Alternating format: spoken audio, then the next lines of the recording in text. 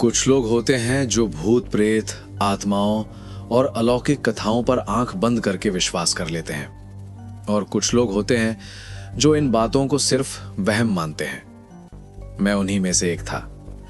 मुझे ऐसी किसी भी बात पर कभी भरोसा नहीं हुआ। मेरा नाम रमेश है, और आज जो कहानी मैं आपको सुनाने जा रहा हूं वो किसी किताब की नहीं, किसी अफवाह की नहीं, मेरी अपनी आप बीती है। भूत प्रेत की कहानियां अक्सर गांवों में ज्यादा सुनने को मिलती हैं। वैसे तो मैं भी एक गांव से ही हूं, लेकिन फिर भी मैं कभी इन बातों पर यकीन नहीं करता था। मेरा मानना था ये सब सिर्फ डर और अंधविश्वास फैलाने की बातें हैं। उस वक्त मेरा पूरा ध्यान पढ़ाई पर था, क्योंकि मैं सरकारी नौकरी की तैयारी कर रहा था। अब तक मैं कई परीक्षाएं दे चुका था। कुछ में सिलेक्शन नहीं हुआ था और कुछ के रिजल्ट अभी आने बाकी थे। वैसे तो मैं एक रिजल्ट का बेहद बेसब्री से इंतजार कर रहा था। यह परीक्षा थी स्टेशन मास्टर की। मुझे पूरा भरोसा था कि यह नौकरी मेरे लिए ही है, क्योंकि पिछले 3-4 सालों से, जब से मैं इस परीक्षा का फॉर्म भर रहा था, मैं एक बात लगातार देख रहा था। हर साल उस स्टेशन मास्टर की वैकेंसी खुली ही रहती थी। यह बात थोड़ी अजीब जरूर थी, क्योंकि आमतौर पर ऐसी पोस्ट इंटरनल प्रमोशन से भर जाती हैं। फिर भी वो सीट हर साल खाली रहती थी। कहीं ना कहीं मुझे लगने लगा था कि शायद वो नौकरी मेरे लिए ही रुकी हुई है। और मैं गलत नहीं था। कुछ दिनों बाद रिजल्ट आया और मेरा चयन उसी स्टेशन मास्टर की पोस्ट के लिए हो गया। मैं बेहद खुश था। मेरे घर वाले भी बहुत खुश थे। हम सब ये सोच रहे थे कि अब ये नौकरी हमारी जिंदगी बदल देगी।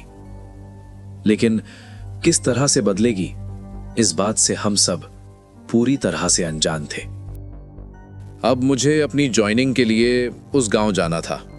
मैंने अपनी तैयारी की और गांव की तरफ निकल पड़ा। सफर थोड़ा लंबा था। मुझे पता था कि पहुंचते पहुंचते रात हो जाएगी, लेकिन मैं बहुत खुश था नौकरी को लेकर। नौकरी के बारे में सोचते सोचते पूरा सफर कट गया। रात के 2:30 थे। मैंने ट्रेन की खिड़की से बाहर देखा। स्टेशन की बोर्ड पर लिखा था कोहताड़ रेलवे स्टेशन। मैं अपनी मंजिल पर पहुंच चुका था। ये गांव एक छोटा सा गांव था और स्टेशन भी उतना ही छोटा। आधी रात का समय था, तो जाहिर सी बात है स्टेशन पर कोई नहीं था। मैं प्लेटफॉर्म पर उतरा। पूरा स्टेशन एकदम सुनसान था। इंसान तो क्या, वहां कोई कुत्ता भी नहीं था। मैं स्टेशन से बाहर निकलने ही वाला था, तभी मुझे एक आदमी दिखा। वो धीरे धीरे मेरी तरफ आ रहा था। उसकी उम्र करीब 40-45 साल के बीच होगी। उसके कपड़ों से लग रहा था कि वो गैंगमैन है जो रेलवे ट्रैक की मरम्मत करते हैं। मैंने उससे पूछा, यहाँ कोई लॉज है क्या? क्योंकि मुझे पता था सरकारी क्वार्टर मुझे ज्वाइनिंग के बाद ही मिलेगा और तब तक मुझे किसी लॉज में ही रुकना होगा। उस आदमी ने मुझे कुछ अजीब सी नजरों से देखा, ऐसी नजर जैसे वो मुझे तौल रहा हो। फिर वो बोला, मिल तो जाएगा, लेकिन यहां से थोड़ा दूर है। फिर उसने एक पल रुक कर पूछा, तुम इस गांव के तो नहीं लगते, कौन हो तुम और यहां क्यों आए हो? मैंने कहा, मैं यहां नौकरी के सिलसिले में आया हूं। इतना सुनते ही उसने एक अजीब सी बेजान हंसी हंसी और बोला, लोग गांव से शहर जाते हैं नौकरी के लिए और तू उस शहर से गांव आ गया। मैंने कहा, मैं इस स्टेशन का नया स्टेशन मास्टर हूं, ज्वाइनिंग के लिए आया हूं। इतना सुनते ही उसने मुझे इस तरह देखा जैसे वो मुझे मार ही डालेगा। उसकी आंखों में कुछ था, गुस्सा नहीं, नफरत भी नहीं, बल्कि कुछ और ही। मैं बिना कुछ बोले वहां से जल्दी जल्दी निकल गया, और जब तक मैं दिखाई देता रहा था वो मुझे बस घूरता ही रहा। अगले दिन मैं स्टेशन पहुंचा। मेरी ज्वाइनिंग के सारे पेपर वर्क हो गए। मुझे बताया गया कि कल से मेरी ड्यूटी शुरू है। मुझे सब समझा दिया गया, क्या काम करना है और कैसे करना है। यह स्टेशन बहुत छोटा था। पूरे दिन में सिर्फ 3 ट्रेनें रुकती थीं, 2 दिन में और एक आधी रात को, जिससे मैं खुद आया था। इसके अलावा कोई भी ट्रेन इस स्टेशन पर नहीं रुकती थी। मैंने ज्वाइन कर लिया था और अपना काम ठीक से करने लगा था। मेरे साथ 2 और लोग ड्यूटी पर थे। वो मुझसे ज्यादा बात नहीं करते थे, लेकिन उनका बर्ताव कुछ अजीब था, मानो वो कुछ कहना चाहते हो पर कहने से डर रहे हो। मैंने भी कुछ नहीं पूछा। अभी तक सब सामान्य लग रहा था। हम सिर्फ दिन की शिफ्ट में काम करते थे, रात में अब तक कभी जरूरत ही नहीं पड़ी थी। लेकिन एक दिन मालगाड़ी आने वाली थी और रोज की पासिंग वाली ट्रेनों के कारण उस मालगाड़ी को स्टेशन पर रोकना जरूरी था जब तक दूसरी ट्रेनें पास न हो जाएं। मैंने उन दोनों से कहा कि आज हमें रात को स्टेशन पर रुकना होगा।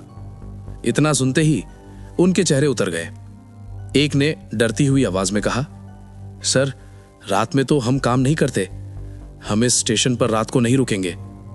मैंने थोड़ा सख्त लहजे में कहा, अरे रात में वैसे भी कोई खास काम नहीं होता, इसलिए मैं अक्सर रात की शिफ्ट में रुकने को नहीं कहता, लेकिन आज काम है और आज हमें रुकना ही होगा। मेरी बात सुनकर उन्होंने और भी डरी हुई आवाज में कहा, सर आप कुछ भी कहो, हम यहाँ रात में नहीं रुकेंगे और अगर हो सके तो आप भी रात को मत रुकना। ये स्टेशन बहुत खतरनाक है, यहाँ कोई घूमता है। मैंने डांटते हुए कहा, चुप रहो और इस तरह की फालतू बातें मत करो। अगर तुम रुकना नहीं चाहते तो मत रुको, मैं अकेला रुक जाऊंगा। और वैसे भी मैं इन बेकार बातों पर विश्वास नहीं करता। जाओ अपना काम करो। उस रात पूरा स्टेशन खाली हो चुका था, बस मैं अकेला था। ट्रेनें अपने समय पर आती जाती रहीं। मैंने मालगाड़ी को रोककर दूसरी ट्रेनों को पास करवाया। फिर रात की आखिरी ट्रेन जो इस स्टेशन पर रुकती थी आई और कुछ देर बाद वो भी चली गई। अब तक मेरा काम खत्म हो चुका था। आधी रात से काफी ज्यादा वक्त गुजर चुका था। अगर मैं अपने कमरे तक जाने की सोचता तो मुझे काफी दूर पैदल चलना पड़ता, इसलिए मैंने यहीं स्टेशन पर रुकने का फैसला किया। थोड़ा वक्त बीता होगा, लगभग 3 बजे होंगे। तभी वही आदमी अचानक हड़बड़ाता हुआ आया जिसे मैंने पहले दिन देखा था। उसकी आवाज कांप रही थी। उसने कहा, सर जल्दी चलो, वहां एक जगह पटरी टूटी हुई है, एक सुपर फास्ट एक्सप्रेस आने ही वाली है, बहुत बड़ा हादसा हो सकता है, जल्दी चलो साहब। मैं एक पल भी नहीं रुका, उसके साथ तुरंत भागता हुआ चला गया। मैंने पूछा, कहाँ है डैमेज ट्रैक? उसने हाथ से इशारा करते हुए कहा, वहां। मैं पटरी ढूंढने में इतना खो गया कि स्टॉप सिग्नल देना भूल गया और यह भी होश नहीं रहा कि उसी ट्रैक पर एक सुपर फास्ट ट्रेन आ रही है। अचानक वो ट्रेन मेरे एकदम करीब आ चुकी थी। तभी मुझे थोड़ा होश आया। मैं साइड में हट ही रहा था कि ट्रेन के एक हिस्से से मैं टकरा गया और कुछ दूर जाकर गिर पड़ा। बेहोश होने से पहले मैंने देखा वही आदमी प्लेटफॉर्म पर खड़ा था और मेरी तरफ देखते हुए एक डरावनी मुस्कान दे रहा था। मैं पूरी रात वहीं पड़ा रहा। जब सुबह हुई तो मेरी आंख खुली। मैंने देखा स्टेशन से थोड़ी दूर एक जगह कुछ लोग खड़े थे। वो साफ दिखाई नहीं दे रहे थे, धुंधले, बेजान से, जैसे जिंदा होकर भी जिंदा नहीं। फिर मेरी नज़र प्लेटफॉर्म की तरफ गई।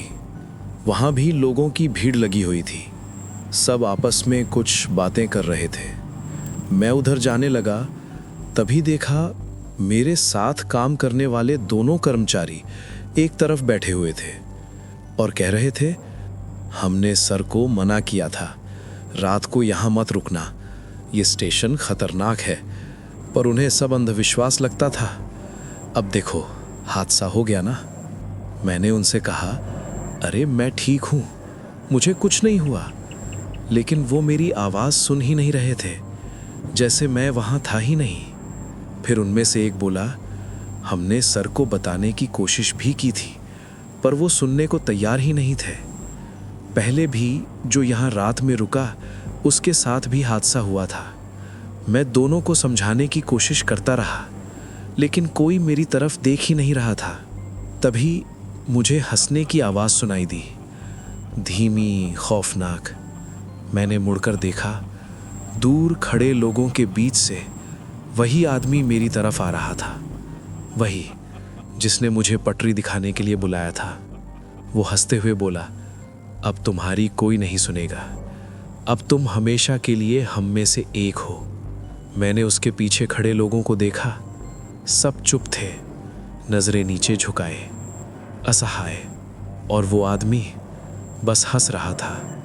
मैं घबरा कर वहाँ से भागा, उस जगह की तरफ जहाँ सबसे ज़्यादा भीड़ थी, लोगों के बीच कुछ बेजान पड़ा था। मैंने आगे बढ़कर उसका चेहरा देखा। वो मैं था। मैं आज भी उसी स्टेशन पर हूँ, उन सभी कर्मचारियों के साथ जो कभी यहाँ काम किया करते थे, और आज भी उस स्टेशन पर स्टेशन मास्टर की पोस्ट खाली है। यही थी मेरी कहानी।